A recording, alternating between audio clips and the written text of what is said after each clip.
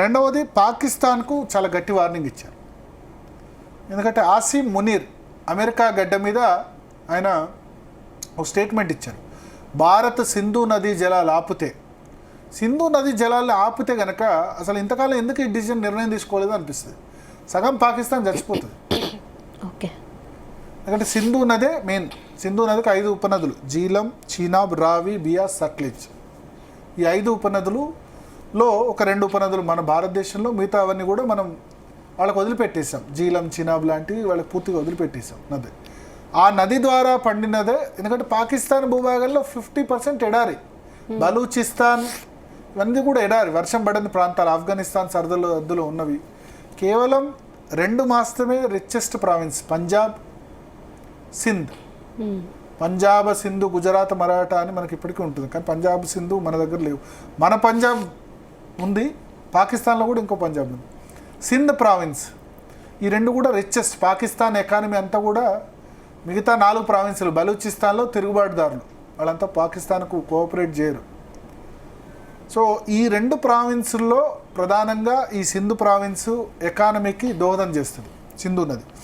ఆ సింధు నదిని మనం ఆపుతాం, మేము ప్రాజెక్టులు కట్టుకుంటాం, మీరు మా మీద ఉగ్రవాదులను ఎక్స్పోర్ట్ చేస్తున్నారు కాబట్టి నీళ్లు రక్తం ఒకేసారి బారకూడదు, మీరు మా దగ్గర రక్తం బారిస్తున్నప్పుడు మేము నీళ్ళు ఎందుకు బారించాలి అని చెప్పినప్పుడు మేము ప్రాజెక్టులు కడతాం, దాని మీద మీ దగ్గరికి ఇంకా వాటర్ రానివ్వని చెప్పారు. చెప్తే ఆసిమ్ మునీర్ పాకిస్తాన్ అమెరికా గడ్డ మీద ఉండి ఏం స్టేట్మెంట్ చేశాడంటే, మీరు ప్రాజెక్ట్ కంప్లీట్ అయ్యేంత వరకు చూసి ఆ ప్రాజెక్టు మీద అనుభవం వేసేస్తాం అని స్టేట్మెంట్ ఇచ్చాడు. దీన్ని ఈ బుద్ధి ఉన్న అమెరికా అధ్యక్షుడు ట్రంప్ దాన్ని ఖండించాలా వద్దా? అమెరికాలో ఉండి నువ్వు పాకిస్తాన్లో ఉండి కాదు కదా, అమెరికాలో ఉండి మాట్లాడుతున్నప్పుడు నువ్వు ఖండించాలా వద్దా? నువ్వేమంటావు? రష్యా దగ్గర కొనుగోలు చేయొద్దు, మీరు ముడి చమురు అంటావు. నువ్వేమో పాకిస్తాన్ దగ్గర తీస్తున్నావు, పాకిస్తాన్ నువ్వు F-16 ఇస్తావు. అంటే నీకు శత్రువు రష్యా అయితే నువ్వు వాళ్ళతో మాట్లాడద్దు, వాళ్ళు ఏం కొనుగోలు చేయొద్దు అంటావు. మరి మాకు శత్రువు పాకిస్తాను, నువ్వెందుకు వాడిని దగ్గర తీస్తున్నావు? ఆసిమ్ మునీర్ రానివద్దు అని చెప్తే వింటావా? మేమెందుకు వినాలి నువ్వు చెప్పిన మాట? సో అమెరికా ఖండించాలి కదా ఆసిమ్ మునీర్ ఆ విధంగా మాట్లాడినప్పుడు. ట్రంప్ పిచ్చోడు రోజు వాగుతున్నాడు కదా, ఖండించాలి కదా దీని మీద. అంటే ట్రంప్ వస్తే ఏదో జరుగుద్ది అనుకున్నారు, కానీ చాలామంది మోసపోయారు. ట్రంప్ ఒక విధంగా భస్మాసుర హస్తం, పాకిస్తాన్ ఎట్లాగో తన నెత్తి మీద తను చేయి పెట్టుకునే విధంగా రోజు ఈ విధంగా చేస్తున్నాడు. ఎప్పుడు ఎందుకు మళ్ళీ గెలిపించామా, ఫస్ట్ టర్మ్ ట్రంప్ వేరు, ఈ టర్మ్ ట్రంప్ వేరు అని అందరూ అనుకుంటున్నారు. ఎందుకంటే ఆయన చెప్పని మాట వినకుంటే అక్కడ నిరుద్యోగం పెరిగిపోయిందంటే అమెరికా లేబర్ చీఫ్ను తీసేశాడు. సో ఆసిమ్ మునీర్ ఆ విధంగా మాట్లాడినప్పుడు, పాకిస్తాన్ ఆర్మీ చీఫ్ మాట్లాడినప్పుడు ఖండించాలి కదా. యుఎస్ గడ్డ మీద ఉండి నువ్వు మాట్లాడినప్పుడు, అణ్వాయుధాల గురించి మాట్లాడుతున్నప్పుడు, నువ్వు రష్యా ఉక్రెయిన్ యుద్ధం గురించి మాట్లాడుతున్నావు, బట్ అణ్వాయుధాల గురించి మాట్లాడినప్పుడు ఖండించలేదు.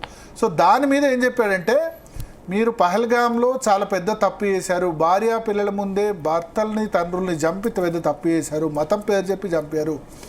మీ అణ్వాయుధాల బెదిరింపులకు మేము భయపడేది లేదు, భయం చూపించి భారత్ వెనక్కి తొలగించేలా ప్రయత్నాలు ఫలించవు, మా భూములు ఎండిపోతుంటే మా నీటిని శత్రు దేశాలని తడపడానికి ఇవ్వలేము. సో ఖచ్చితంగా ఎలాంటి ఒప్పందాలనైనా దేశ సంక్షేమం కోసం పక్కన పెడతాం అని చెప్పి ఒక విధంగా ఆయన ఏం చెప్పాడంటే, సుదర్శన చక్ర అంటే ఇండియన్ డిఫెన్స్ సిస్టమ్ని బలోపేతం చేస్తాం. మన ఆపరేషన్ సింధు ద్వారా మన కంపెనీస్, మన భారతదేశానికి సంబంధించిన బ్రహ్మాస్ క్షిపణి కానీ ఇవన్నిటి వల్ల మన డిఫెన్స్ స్టాక్స్ అన్నీ కూడా చాలా పెరిగిపోయినాయి. మన డిఫెన్స్ కంపెనీస్ సొంతంగా మన ఉత్పత్తులు తయారు చేసుకుంటాం. ఇంతకుముందు అమెరికా పాకిస్తాన్ సప్లై చేసేది, మన రష్యా మీద డిపెండ్ అయ్యి, సోవియట్ యూనియన్ మీద ఎక్కువ డిపెండ్ అయ్యి. సో మనం స్వయం సమృద్ధి సాధించిన పరిస్థితి, మనమే వేరే దేశాలకి ఎక్స్పోర్ట్ చేసే పరిస్థితి. ఇంకొక కీలక స్టేట్మెంట్ ఏంటంటే, demography mission, no tolerance for infiltrators. ఇప్పుడు భారతదేశ జనాభాని 130-140 కోట్ల జనాభా కదా. సో ఇన్ఫిల్ట్రేటర్స్, చొరబాటుదారుల గురించి ఒక ప్రత్యేక మెకానిజం తీసుకొస్తాం దాన్ని ఆపడం కోసం. డెమోగ్రాఫిక్ చేంజ్ కావద్దు. డెమోగ్రాఫిక్ అంటే ఒక ప్రాంతంలో, ఇప్పుడు మీకు హైదరాబాద్ తెలంగాణ ఉద్యమం ఎందుకు వచ్చింది? తెలంగాణ నుంచి ఎక్కువ ఆంధ్ర నుంచి వచ్చి నీళ్లు నిధులు నియామకాలు మా ప్రాంతంలో వేరే వాళ్ళు చేస్తున్నారు, వేరే వాళ్ళు వచ్చి ఇక్కడ మాకు అన్యాయం చేసి వాళ్ళది డామినెంట్ అయిపోయింది అన్నది జరుగుతుంది. మహారాష్ట్రలో అంతే. శివసేన పార్టీకి వాటికి ఆదరణ పెరగడానికి ఏంది, ముంబై నుంచి ఎక్కడి నుంచో వచ్చి జీవనోపాధి పొందుతున్నారు. సో ఒక రాష్ట్రం నుంచి ఇంకో రాష్ట్రంకే వచ్చి ఉపాధి పొందితేనే సహిస్తలేరు. బట్ వేరే దేశాల నుంచి వచ్చి ఇక్కడ మీరు డెమోగ్రఫీ చేంజ్ చేయడం వల్ల, అంటే ఒక ఇప్పుడు అస్సాం ఉంది ఎగ్జాంపుల్. అస్సాంలో చాలామంది చొలబాటుదారులు బంగ్లాదేశ్లో వచ్చారు. అక్కడ ఉన్న భూమిపుత్రుల్ని అక్కడ డెమోగ్రఫీ చేంజ్ అయితే అస్సాం గణపరిషత్ దాని నుంచి ఉద్భవించి ఆ అస్సాంలో మేము ఇంకా ఇన్ఫిల్ట్రేటర్స్ ఇంకా బంగ్లాదేశ్ వాళ్ళని రానివ్వమని చెప్పి ఉల్ఫా ఉగ్రవాద సంస్థ కానీ వాటన్నిటికీ వ్యతిరేకంగా పోరాటం చేసి ఎవరు లేరు అస్సాం గణపరిషత్ వెనుక. అటువంటి పార్టీ విద్యార్థులు స్థాపించిన పార్టీ ప్రఫుల్ల కుమార్ మహంత పార్టీ కాంగ్రెస్ పార్టీని మట్టి గరిపించి వాళ్ళు అధికారంలోకి వచ్చారు. అస్సాం గణపరిషత్ అంటే అస్సాం మాదే, ఇంకా వేరే బయటి వాళ్ళని రానివద్దు. సో ఎందుకు శివసేనకైనా తెలంగాణ రాష్ట్ర సమితికైనా ఎందుకు ప్రాంతీయ పార్టీలకి ఆ నినాదం అందుకున్న వాళ్ళకి ఎందుకు విజయం సాధిస్తుందంటే దానిలో వాస్తవం ఉంది. సో ఆ రాష్ట్రం నుంచి వచ్చిన వాళ్ళకి ఉన్నప్పుడు దేశంలో వేరే చోటు నుంచి వస్తే ఎట్లా?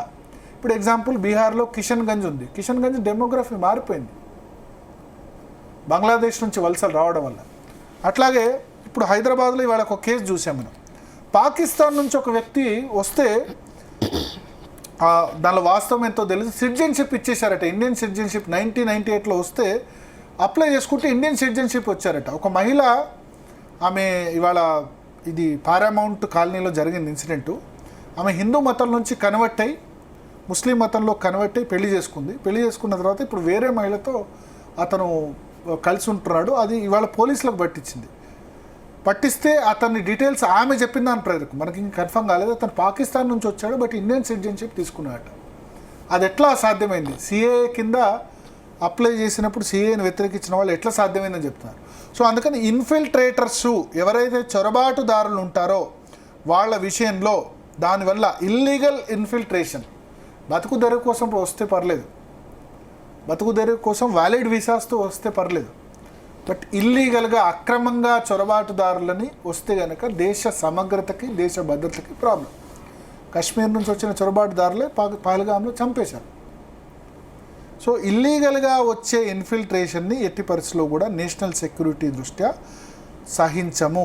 దానికోసం ఒక ప్రత్యేక మెకానిజం తయారు చేస్తాము. డెమోగ్రాఫిక్ ఇంబ్యాలెన్స్ అవుతుంది, ఇన్ఫిల్ట్రేషన్, ఇల్లీగల్ మైగ్రేషన్ బార్డర్ ఏరియాస్ల వల్ల అని ఆయన చెప్పారు.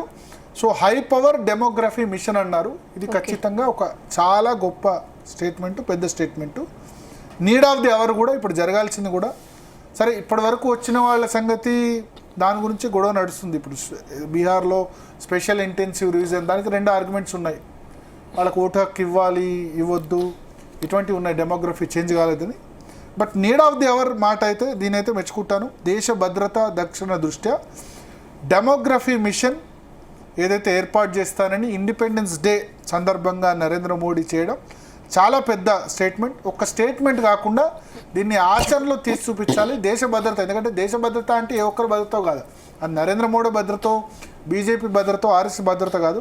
ఎవరు ఎక్కడ సేఫ్గా సెక్యూర్డ్గా ఉండాలంటే ఇప్పుడు మనం 2014 వరకు ఒక విషయంలో మోడీ ప్రభుత్వాన్ని అభినందించవచ్చు.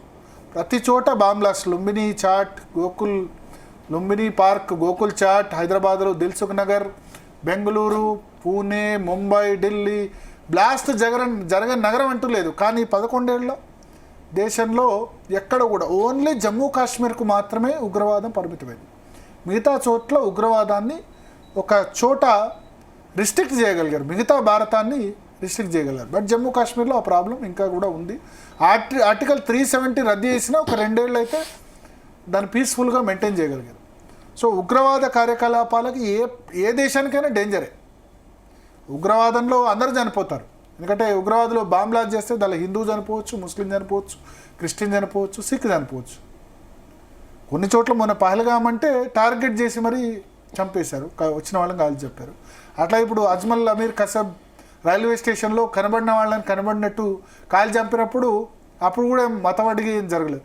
సో అందరికీ, భారతదేశ పౌరులందరికీ సేఫ్టీ అండ్ సెక్యూరిటీ ఉండాలంటే ఈ ఇన్ఫిల్ట్రేటర్స్ని ఆపాలి, డెమోగ్రఫీ చేంజ్ కాకూడదు. ఇప్పుడు ఇప్పుడు ఓల్డ్ సిటీ డెమోగ్రఫీ చేంజ్ అయింది,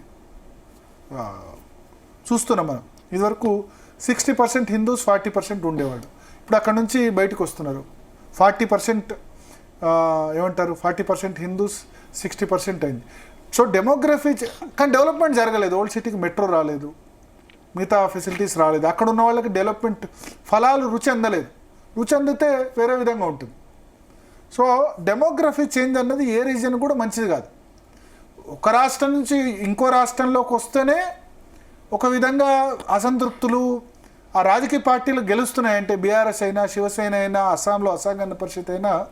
బట్ వేరే దేశాల నుంచి వచ్చి మన దేశాన్ని ఇన్ఫిల్ట్రేటర్స్ వస్తే కనుక దాని ఖచ్చితంగా ఈ మిషన్ అయితే ఉండాలి. ఆ మిషన్ సక్సెస్ కావాలి. ఇది కేవలం మాటలకు పరిమితం కాకూడదు, చేతలు దీనిలో ఉండాలి. ఎస్పెషల్లీ బంగ్లాదేశ్ నుంచి ప్లస్ అక్కడ పాకిస్తాన్లో మనకి జమ్మూ కాశ్మీర్ దగ్గర ఈ 2 చోట్ల చొరబాట్లు ఉంటాయి. దాన్ని అరికట్టే విధంగా అయితే ఖచ్చితంగా కృషి చేయాల్సిన అవసరం అయితే మనకు కనబడుతుంది. Okay Bharat, thanks for that.